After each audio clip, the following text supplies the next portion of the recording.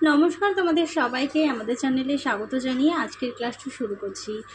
আজকে তোমাদের দেখাবো পঞ্চম শ্রেণীর সেকেন্ড সেমেটিক এক্সাম 2024 সালের রায়মার্টিন প্রশ্ন বিচিত্রা থেকে বাংলা বিষয়ে মডেল কোশ্চেন নাম্বার যে 3 নম্বর সেটটি আছে, আজকে তারই সমাধান করে দেব। চলো আর দেরি না করে এবার আমরা দেখে নিই। তার আগে চ্যানেলে নতুন হয়ে থাকলে অবশ্যই চ্যানেলটিকে সাবস্ক্রাইব করে পাশে থাকা বেল আইকন প্রেস করে রাখো। আর ভিডিওটি ভালো লাগলে অবশ্যই লাইক, কমেন্ট ও বন্ধুদের সঙ্গে শেয়ার করতে ভুলো না। চলো এবার আমরা দেখে নিই। প্রথমেই বলেছে ঠিক উত্তরটি বেছে নিয়ে লেখো।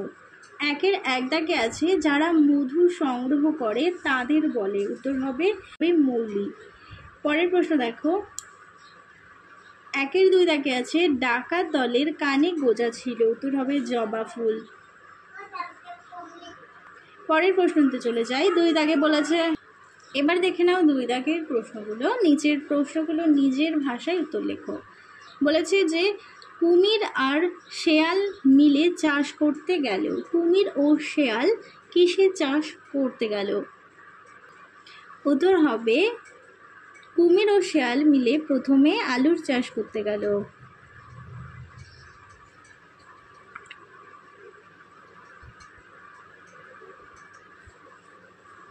পরের প্রশ্ন দেখো, দুইয়ের দুই দাগে বলেছে গোষ্ঠীর জীবনে এক আনন্দময় পর্ব। মাছ ধরতে যাওয়া কোন গোষ্ঠীর জীবনে এক আনন্দময় পর্ব? উত্তর হবে রাভা গোষ্ঠীর জীবনে।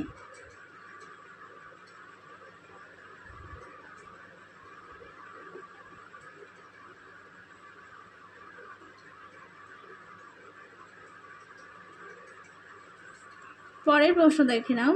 তিনের এক দাগে বলেছে ধানাইকে বাঁচালো বটে, কে কিভাবে ধানাইকে বাঁচালো? এখানে কে বাঁচালো, উত্তরটি হবে একটি তবলা গাছ।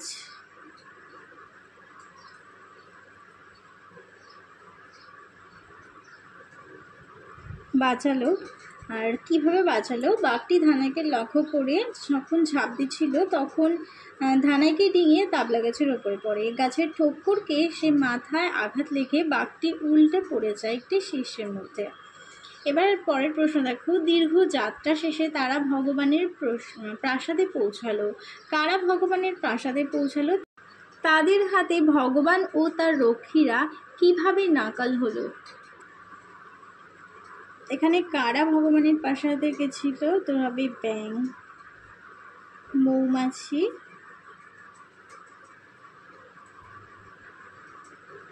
মোরগ, বাঘ,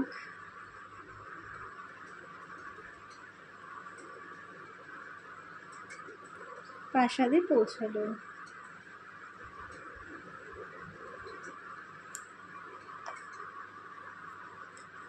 এরই সাথে ছিল যে তাদের হাতে ভগবান ও তার রক্ষীরা কিভাবে নাকাল হলো।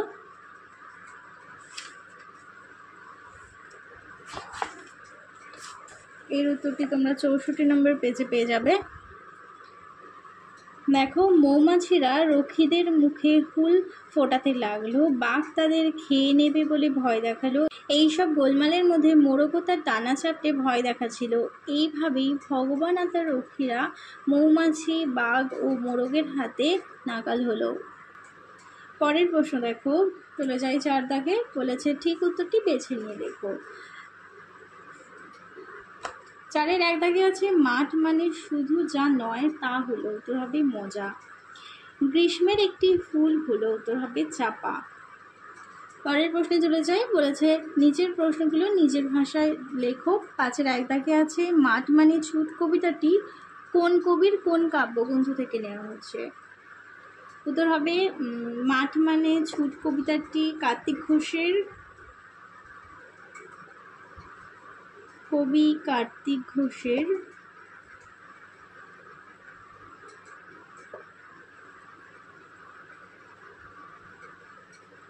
হাত ঝুমঝুম পা ঝুমঝুম কাব্যগ্রন্থ থেকে নেওয়া হয়েছে।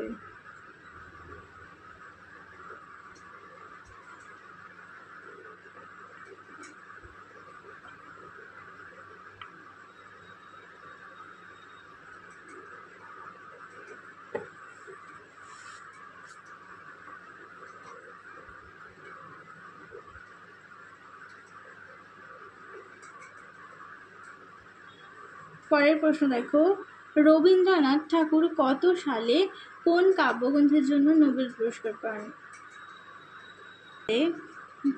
গীতাঞ্জলি কাব্যগ্রন্থের জন্য।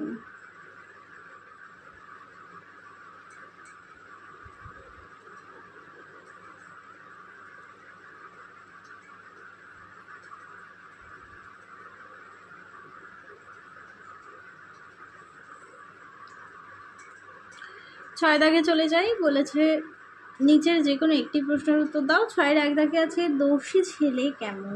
পরিবেশে চুপ করে বসে গল্প শোনে। উত্তরটি এখান থেকে দেখো, ঘরে মিটিমিটি আলো জ্বলছে, দেয়ালে কালো ছায়া পড়েছে এবং বাইরের বৃষ্টি পড়ার শব্দ হচ্ছে, আর দুরন্ত ছেলেটি চুপ করে মায়ের কাছে বসে গল্প শুনছে। পরের প্রশ্ন দেখো, সন্ধে হলেই দুই হাত দুটো জুড়ত ভূতের নাচ। কার লেখা কোন কবিতার অংশ? এখানে কার কথা বলা হয়েছে? উত্তরটি হবে আলোচ্য পংক্তিটি অশোক বিজয় রাহার রচিত মায়াতুর কবিতার অংশ।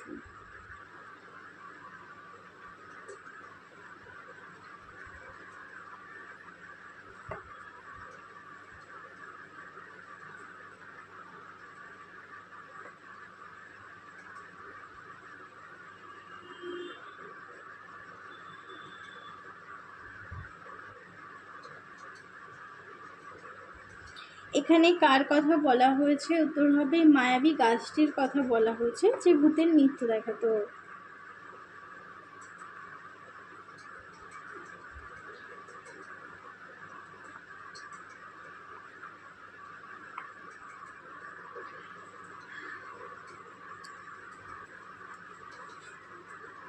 এরপরে চলে যাই 7 দাগে। 7-এর 1 দাগে বলেছে শোভন এর স্ত্রীলিঙ্গবাচক শব্দ কি? উত্তর হবে শ্রোভনা।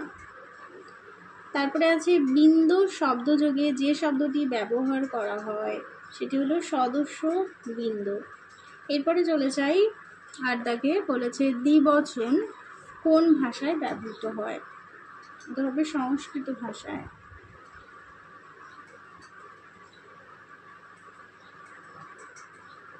পরের প্রশ্ন দেখো, লিঙ্গ পরিবর্তন করতে বলেছে। আছে ভদ্রলোক হবে ভদ্র মহিলা, আমি এখানে লিখে দিচ্ছি। আর অনন্য হবে অনন্যা।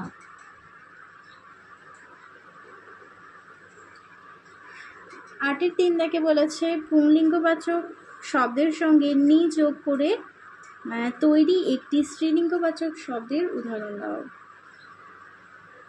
যেমন ধোপা যোগ নি হবে ধোপানি।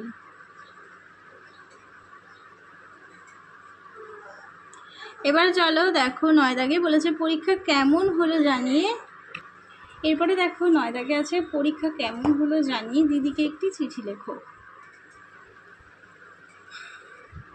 এটি তোমরা তোমাদের বাংলা সহায়িকার 192 পেজে পেয়ে যাবে। দেখো আছে P76 বেলেঘাটা কলকাতা 70010 20 জুলাই 2019। প্রিয় ছোট দিদি ভাই, আশা করি তুই ভালো আছিস। মাত্র কয়েকদিন আগেই আমার প্রথম পর্যায়ক্রমিক পরীক্ষা শেষ হয়েছে। সেই পরীক্ষা কেমন হয়েছে তা জানিয়েই আজ এই চিঠি লিখছি। তোদের কথা শুনে এইবার প্রথম থেকেই আমি মন দিয়ে প্রত্যেকটি বিষয় পড়েছিলাম। পাঠ্য বইগুলো খুঁটিয়ে পড়ার ফলে অতি সংক্ষিপ্ত প্রশ্নগুলোর উত্তর লেখা আমার পক্ষে সহজ হয়েছে। বাংলা, ইংরেজি, অঙ্ক, পরিবেশ প্রতিটি বিষয়ই আগের বারের তুলনায় ভালো হয়েছে বলে মনে করছি। তবে পড়ার সঙ্গে সঙ্গে লেখার অভ্যাস করাও যে জরুরি তা আমি বুঝতে পারছি। কারণ শুধু সব প্রশ্নের উত্তর জানাই যথেষ্ট নয়, নির্দিষ্ট সময়ের মধ্যে উত্তরপত্র সম্পূর্ণ করে আসাও জরুরি। এবার থেকে এই ব্যাপারটা মাথায় রাখবো। আজ এখানেই শেষ করছি, তুই ভালো থাকিস। পুজোর ছুটিতে বাড়ি যাব, অনেক আনন্দ করব। মা বাবাকে আমার প্রণাম জানাস, তুই আমার ভালোবাসা নিস। ইতি তোর বুবু।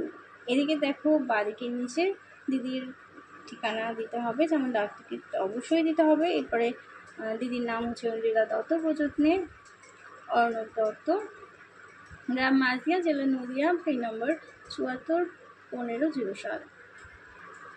তাহলে তোমাদের 3 নম্বর মডেল সেটটি সমাধান করে দিলাম। আজকের মতো ভিডিওটা এখানেই শেষ করছি। সবাই ভালো থেকো, সুস্থ থেকো, টাটা।